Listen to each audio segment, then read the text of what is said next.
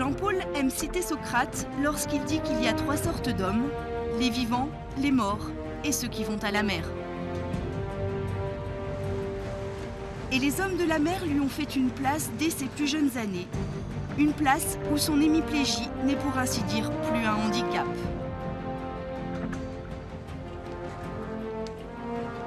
Des années après, c'est pourtant par le handisport qu'il revient à la compétition. Voilà. Une rencontre avec un responsable paralympique et le défi est lancé. On lui offre une invitation pour les championnats de France, mais il doit impérativement performer. Pari réussi, il se qualifie pour l'Europe. 3 semaines d'entraînement ont suffi à le remettre dans le grand bain. C'est une nouvelle aventure qui commence, on l'a construite comment et avec qui?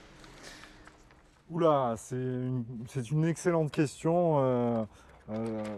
Dans ce genre d'aventure, le plus difficile, c'est toujours la première marche. Et donc je l'ai construit surtout avec des amis, des gens tolérants qui sont ouverts à mes rêves et à mes passions. Pourquoi tolérance? C'est important la tolérance? Vous sentez qu'il y a une intolérance au niveau du handicap?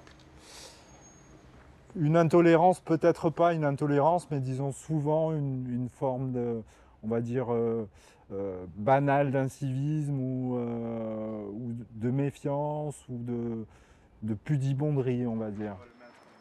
Mais qu'importe l'adversité, ce qu'il veut maintenant, c'est lever des fonds pour le championnat d'Europe et il y a urgence. Ce sont les rêves d'un petit garçon qu'il a dans la tête, s'entraîner à l'école nationale de voile 15 jours par mois et intégrer le groupe France, voilà qui fait vibrer sa corde sensible à tous les niveaux.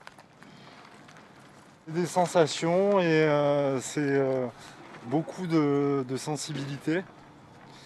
Et puis une fois qu'on est sur l'eau, c'est la liberté. Et c'est important cette histoire de toucher tactile. La sensibilité, oui, parce que c'est un sport où on utilise nos mains, nos fesses, nos jambes aussi, tout le haut de notre corps qui bouge, qui recherche l'équilibre en permanence. Donc oui, c'est extrêmement important. Ouais.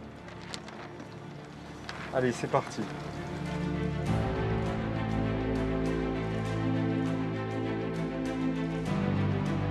Le centre d'entraînement paralympique est en Bretagne, l'idée fixe de Jean-Paul aussi.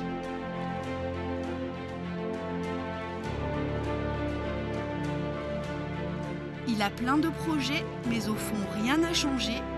Lui va toujours à la mer comme il irait dans un pays où ses gestes plus lents sont portés par le vent.